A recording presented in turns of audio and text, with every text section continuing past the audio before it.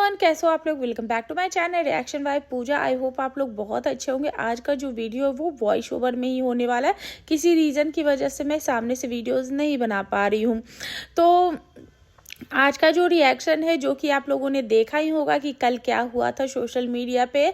सुबह में सबसे पहले आती है अंशु की एक वीडियो, जिसमें वो ये बोलती है कि किसी लीगल रीज़न की वजह से जो भी बातें जो अंशु को बोलनी थी उनको रोक दिया गया। वो अब वो सारी बातें नहीं बोलेंगी, जो भी बातें होगी वो लीगल ही चलेगी, इसलिए अंशु कोई भी बात नहीं बोलेगी। उसके बाद आती है सपना की एक कम्युनिटी पोस्ट, जिसमें सपना ये बोलती है, thank you so much highway थाना मथुरा यूपी पुलिस, आपने मुझे बहुत सपोर्ट किया। और भी कुछ लोग हैं जो रुक नहीं रहे हैं, थोड़ा सा वेट कीजिए। अभी तक सारी हदें पार कर दी, एक अकेली औरत को परेशान करने में कोई कमी नहीं छोड़ी।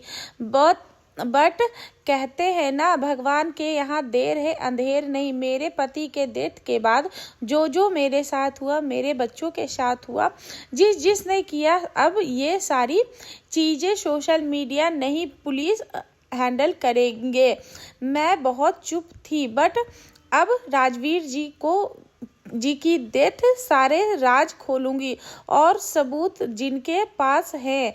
पहले तो धीरज चौधरी के पास वो कार का पार्ट्स है जिससे राजवीर जी को इंसाफ मिलेगा। ये मैसेज खुद धीरज चौधरी ने किया है। वो पार्ट्स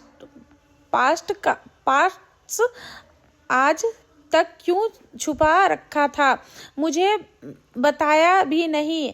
ऐसे बहुत राज हैं। मैं राजवीर जी की वाइफ हूँ, इतना जानने का हक है। और वह पुलिस आएगी, अब पुलिस आएगी आपके पास वो पार्ट लेने के लिए, और अभी सारे राज खुलेंगे जो अभी तक नहीं खुले। ये राज मैं नहीं खोलूंगी, ये सब पुलिस कोर्ट के काम है। वो इंसाफ बहुत पहले मुझे और मेरी बच्चियों को मिलने थे और अब मिलेंगे। तो इस कम्युनिटी के बाद अचानक से अंशु लाइव आती हैं छत पे बैठ के, जहाँ पे अंशु ये बोलती है कि जो चाह रही थी आप वो सब हो गया, सारे लोगों को आपने डरा दिया, सारे लोग डर गए हैं। बहुत सारे लोग जो हैं वो हॉस्पिटल में एडमिट है, किसी की तबीयत खराब हो रही तो किसी को ड्रिप चल रही। जो आप चाहते थे कि बूढ़े माँ बाप को अकेला कर देना, कोई उनका साथ ना दे, क्योंकि कोई भी इन चीज़ों में पड़ना या फंसना नहीं चाहता है, वो आज आप कर रही हैं। वहीं पे जो पार्ट्स वाली बात हुई, तो अंशु का कहना यह है कि जब एफआईआर के लिए बोला गया था, पर इनकी जो मम्मी है उन्होंने मना किया था, और इन्होंने की जो एफआईआर है वो नहीं होगा।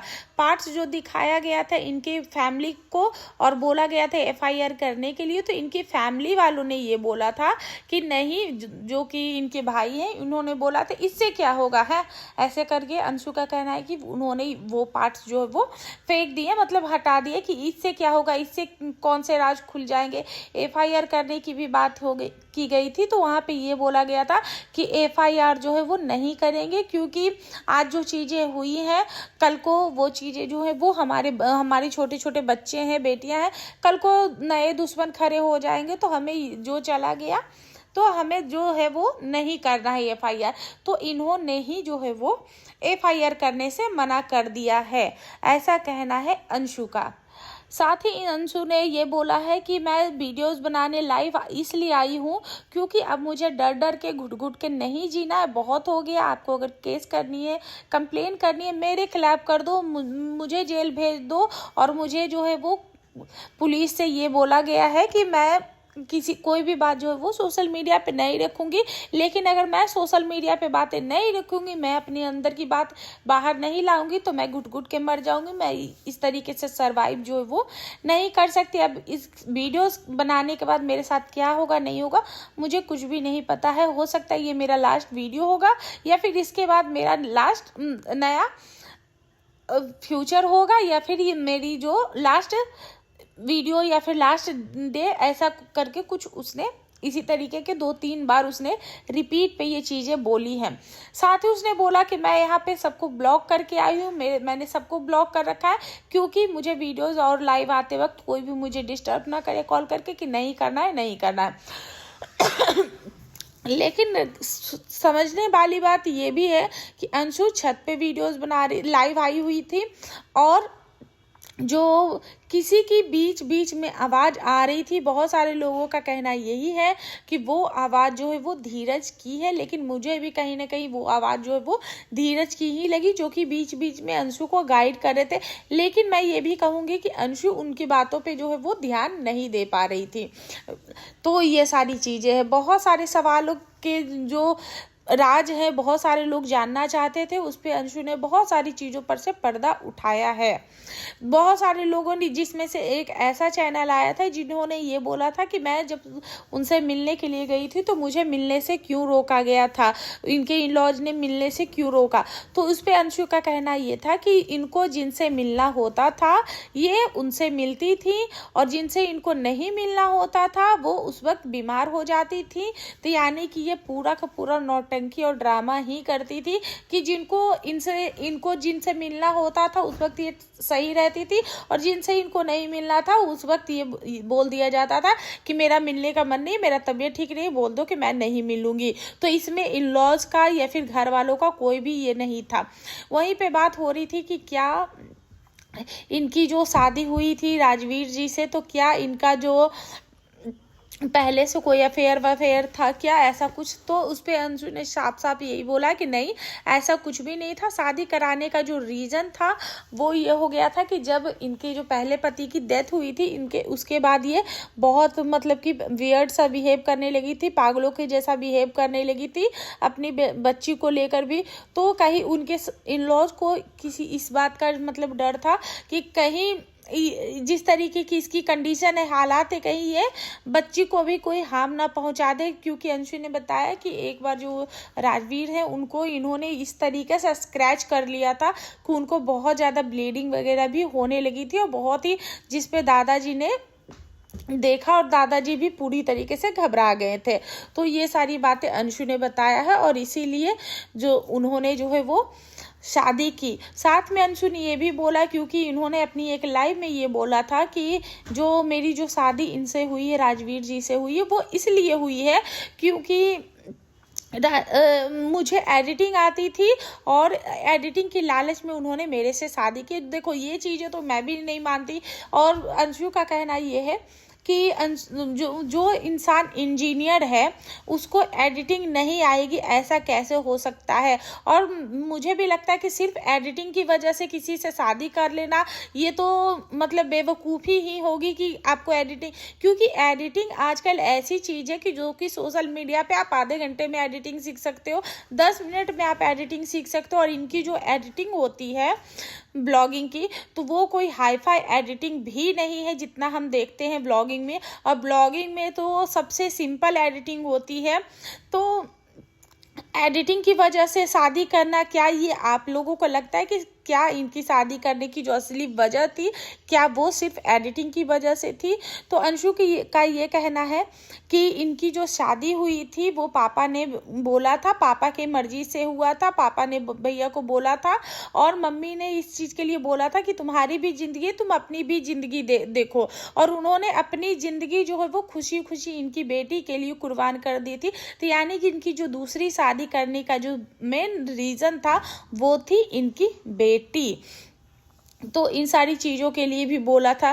प्लीज़ गाइस, ये वीडियो वॉइस ओवर में है, तो आप जो चीज़ें पहले से चल रही उस पर ध्यान आप मत दीजिएगा।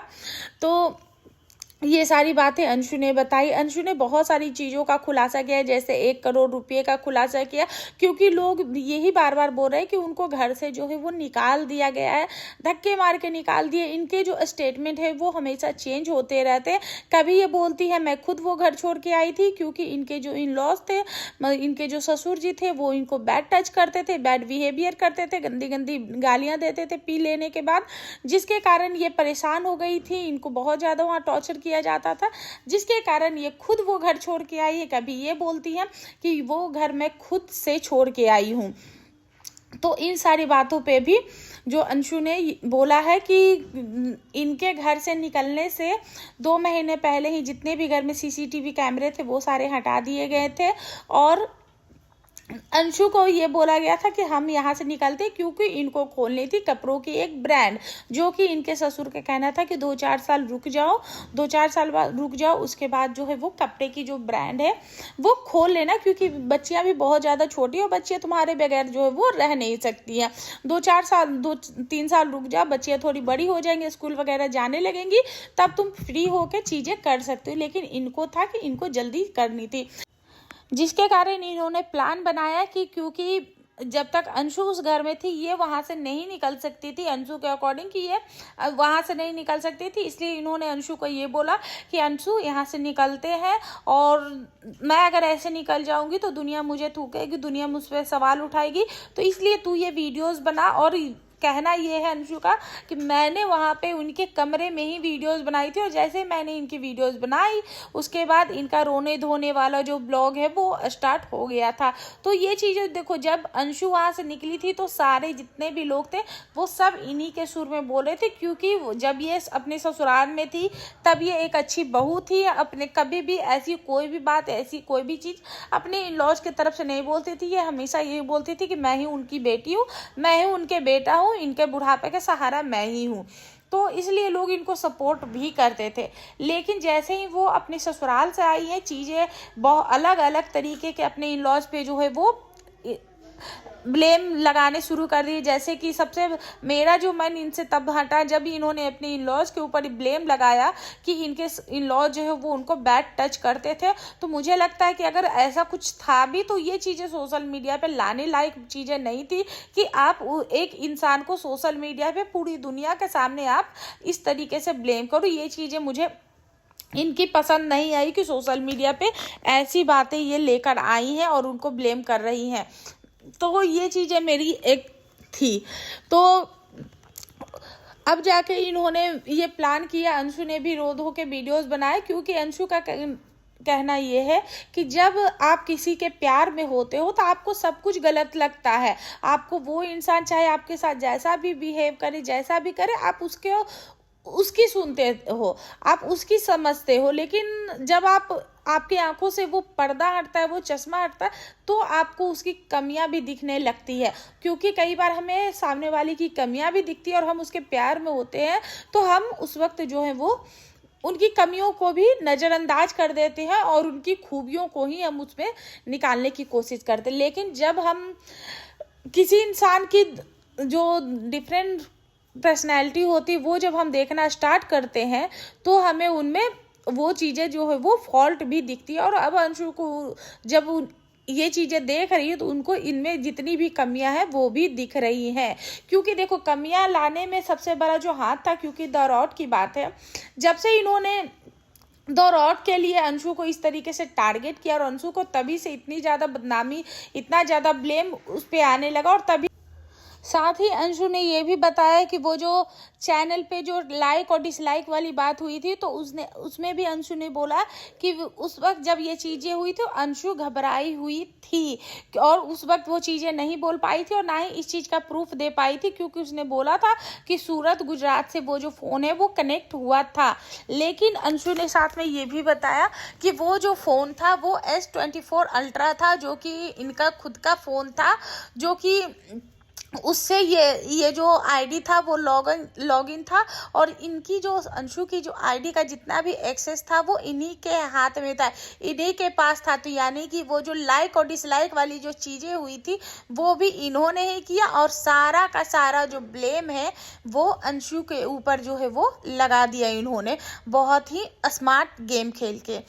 तो और तभी से जब से ये द रॉट वाली जो आईडी देने की अंशु को बात हुई थी तब से ही अंशु को जो है वो हेट मिलना शुरू हो गया था। उसके बाद लाइक और डिसलाइक वाली चीज़ें इन्होंने कर दी थी और जहाँ पर और वहीं से शायद इनकी जो ऑडियंस है वो इनसे खफा होने लगी थी, क्योंकि ऑडियंस बार बार लोग इनको बोल रहे थे कि आप अंशु को इस तरीके से मत बोलो। जिस तरीके से इन्होंने वो चीज़ें की लोगों को भी पसंद नहीं आई थी और कहीं ना कहीं वहीं से लोग इनका साथ जो है वो छोड़ना शुरू कर चुके थे। उसके बाद बहुत सारे लोग ये बोल रहे कि वो बेचारी है, वो अबला है, तुम लोगों ने उनको घर से निकाल दिया, प्रॉपर्टी प्रॉपर्टी प्रॉपर्टी। उस पे भी अंशु ने यही जवाब दिया कि वो अबला कहाँ से है। घर से जाने का डिसीजन इनका खुद का था और उनके अकाउंट में 1 करोड़ रुपये थे और ये खुद से भी यूट्यूब पे अर्न कर रही है। सबको अच्छे से पता है कि यूट्यूब पे ये अच्छा खासा अर्न कर रही है, पैसों से इनको कोई भी दिक्कत या परेशानी नहीं है, तो फिर ये अबला कहाँ से है। साथ ही उन्होंने ये भी बताया कि इनके इन लॉज को प्रॉब्लम होती है, जब इनके व्यूज डाउन होते हैं तो इनके इन लॉज भी बोलते हैं कि अरे इसकी तो व्यूज डाउन हो रही है, तो फिर बच्चियों को ये कैसे पालेगी, कैसे क्या करेगी। तो ये सारी चीज़ें भी बोली है। प्रॉपर्टी को लेकर भी ये बातें बोली गई हैं कि वो जो फार्म हाउस है वो 4 हिस्सों में, एक जो उनके पति का था और एक जो इनका है और एक उनके सास ससुर का है, वो जो 4 हिस्सा बताया जा रहा था। तो जब इनकी प्रॉपर्टी पे इनके खुद का ही हक है और आधी प्रॉपर्टी इनकी है, तो इनकी प्रॉपर्टी कोई इनसे कैसे ले सकता है बिना इनके सिग्नेचर के या बिना इनकी रजामंदी के। क्योंकि डेफिनेटली हस्बैंड के जितनी भी चीज़ें होती हैं और हस्बैंड के डेथ के बाद वो सारी चीज़ें उनकी पत्नी की और उनके बच्चों की हो जाती है। तो ये सारी भी बातें उन्होंने बोली और साथ में एक चीज़ों का खुलासा ये भी किया कि ये खुद गई थी प्रॉपर्टी डीलर से मिलने के लिए, प्रॉपर्टी से बात जो बेचने की या सेलिंग की जो भी चीज़ें हुई थी, उसके बाद इनके इन लॉज को वो कॉल जाती है और इनके इन लॉज ये बोलते हैं कि अगर ऐसा कुछ है तो आजा, जो भी करना है वो कर लेंगे। ऐसा कुछ उन्होंने बोला था कि अगर होता है तो आके पैसे ले जा, क्योंकि इनके जो इन लॉज है वो शायद वो प्रॉपर्टी सेल नहीं करना चाहते हैं। अब देखो, इस मैं दोनों ही साइड से मैं बिल्कुल भी किसी को भी क्लीन चिट नहीं देने वाली हूँ, क्योंकि एक साइड इतना ज़्यादा गलत और गंदा और एक साइड इतना ज़्यादा नीट एंड क्लीन कैसे हो सकता है। तो कहीं ना कहीं दोनों साइड से जो चीज़ें हैं कुछ ना कुछ है, कुछ इनकी गलती है, कुछ उनकी भी गलती होंगी, कुछ ये कर रही हैं और कुछ वो कर रही हैं। और इनके जो पति से रिलेटेड जो चीज़ें हैं वो बहुत बड़ी मिस्ट्री बन चुकी है। बताया ये जा रहा है कि जब इनके पति की ऐसी डेथ की स्टोरी पता चली थी, डेथ की हुई थी, तब एक कम्युनिटी छपी थी या एक पोस्ट आया था जिसको इन्होंने जो है वो बोला कि ये चीज़ें सोशल मीडिया पे अभी फ़िलहाल नहीं आनी चाहिए, और वो पोस्ट जो है वो डिलीट करवा दी गई थी। तो और किसी लोकल न्यूज़ चैनल होते उन्होंने इस चीज़ को रिवील भी कर दिया था।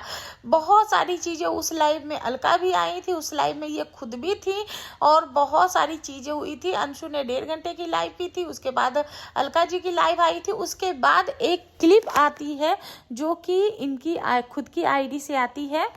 अंशु की लाइव के बाद एक पोस्ट आती है जिसमें उन्होंने अपनी ये हाथ दिखाई है जिसमें नील पड़ा था और कुछ लिखा है, उसमें लिखा है इन्होंने, ये किसने मारा था अंशु बेटा बता देना, 12 मई 2024 कितने लोगों ने मिलकर और दारू पीकर किया, क्या क्या हरकत की थी, ये मैं ही बताऊंगी या आप बताओगी।